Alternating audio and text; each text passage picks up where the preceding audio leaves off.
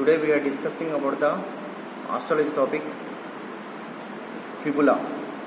So first point is the identification of the bone. It is a fibula. Which type of bone? It is a long bone. It is a long bone. You know that long bone having the upper end, this is the lower end, middle part is the shaft. So it is a long bone. Upper end, lower end, shaft. So how to identify it? Upper end and lower end. So upper end having the head is there. The head is expanded in all directions. In all directions, it having the apex is there. But whereas the lower end, it having the lateral malleolus is there. Lateral malleolus. So the remaining part is the shaft. So first we will discussing the upper end. Head is there. The head is in all direction expanded. It is upper. It is having the apex is there. Apex and also called the styloid process. Next, below it is having the middle surface. Middle surface it is having the rounded facet is there. This is the articular facet. It is going to articulates with the tibia, lateral condyle. See here, tibia it is having the lateral condyle. Lateral condyle here the fibular facet is there. It is going to articulates like this. It form a superior tibiofibular joint. Next, another one in the posterior surface we can identify it is a rough end. It is for the insertion of the biceps femoris muscle. Here we can identify the biceps femoris muscle insertion. You know that biceps femoris muscle it is a part of the hamstring muscle. It is having the two heads. One is the long head. It takes origin from the ischial tuberosity. Short head from this. That is the posterior surface of the femur. Then the muscle fused together comes downwards and make a boundary of the popliteal fossa. Then going to insert the posterior surface of this head of the fibula. Next is the constricted part. That is the neck of the fibula. Neck of the fibula. It separates above is the head, below is the shaft. It is a very important. The neck of the fibula is crossed by the common peroneal nerve. This common peroneal nerve is crossed to this neck of the fibula. This is very important viva question. The common peroneal cross to this neck of the fibula. If it is compressed or the fracture takes place here, the common peroneal nerve compressing. So at the time the foot drop. At the time the condition. So foot drop may happens. That is we lost the dorsiflexion. Next is the shaft. Shaft we can't tell it is a cylindrical. It is not a triangle. It is a modular. It is shape we can't to say due to the attachment of the muscles, contraction, relaxation. It having the three borders and three surfaces. Like anterior border, it is extending from the where it is there, the middle side here. See the anterior border is extended just below this, the head of the fibula, and continuation up to the near to this lower end. This anterior border splits into two borders like a lateral, posterior and anterior lips. Like these two borders, these two lines, it is going to reach to the anterior margin of the lateral malleolus. See here, this is the lateral malleolus.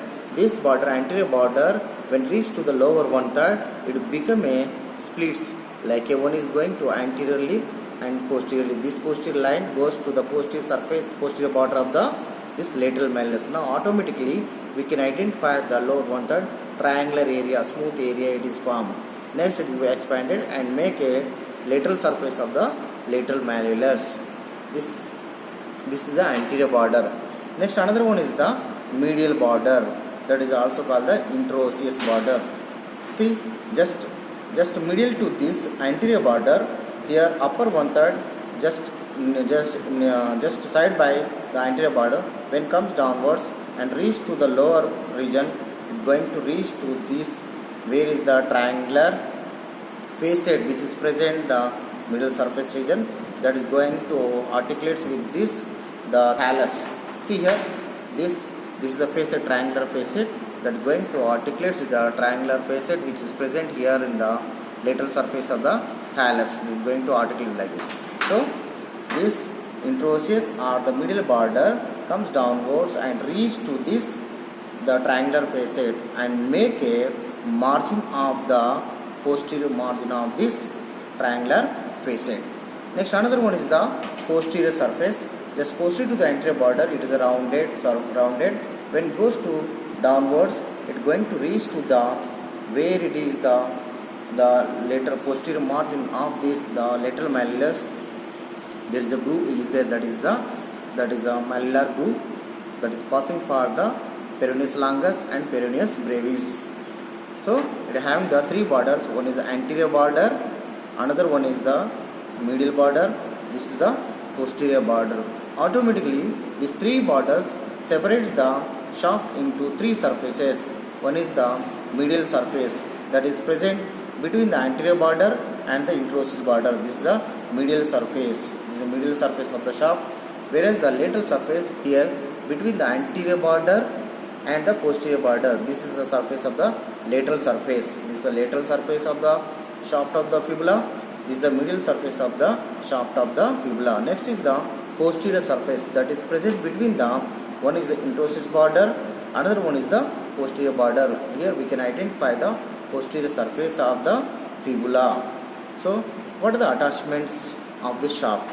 Just see upper 1/3 and posterior surface. We can identify the origin of the soleus muscle. Here at this region, just below the neck region, soleus muscle origin. Remaining part takes origin from this soleal line. See here tibia, posterior surface, here that soleal line is there. So the soleal line as well as the fibula, just upper posterior surface, takes the origin for the soleus muscle. Next continuation with the posteromedial surface, we can identify the flexor digitorum longus muscle. Next, whereas the medial surface, we can identify the medial surface, the muscles. Here we can identify the flexor digitorum brevis and also extensor hallucis longus. These are two muscles take origin from the medial surface. Next is the lower 1/3 and the lower end of the fibula. Here this it having the it mainly forms to this lateral malleolus. It having the surface, lateral surface is there, medial surface is there. So lateral surface we can identify the rough end, it is a subcutaneous lateral surface. This is a subcutaneous, it having the process. This is the lateral malleolus. Next, the medial surface we can identify in the triangular facet. This is a triangular facet.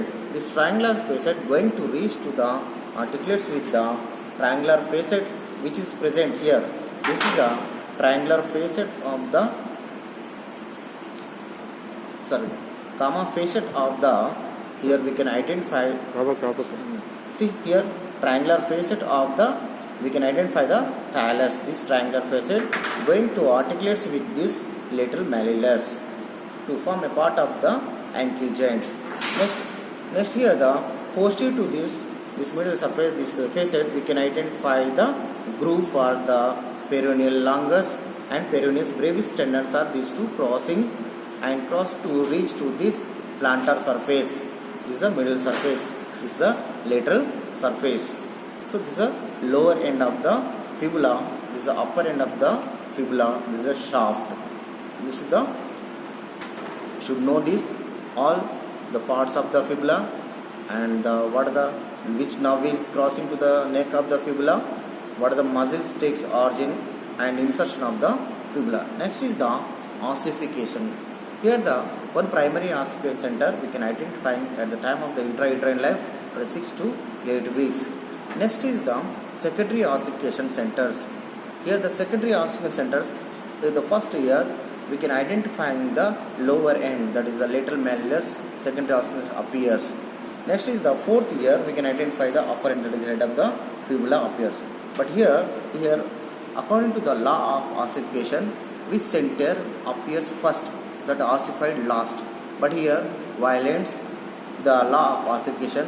Here the first appears the lower end, but the first ossified the lower end only due to the, it is a pressure epiphysis. Next is the, this is actually the fourth year it appears, but according to the law of ossification it is ossified first, but it is takes the last. So it is due to the, it is a growing end of the fibula. This is the growing end of the fibula. This is the pressure epiphysis. So it is violates the law of ossification. It is also, so that is the primary aspirin center. Primary aspirin center. These two are the secondary ossification centers. So thank you.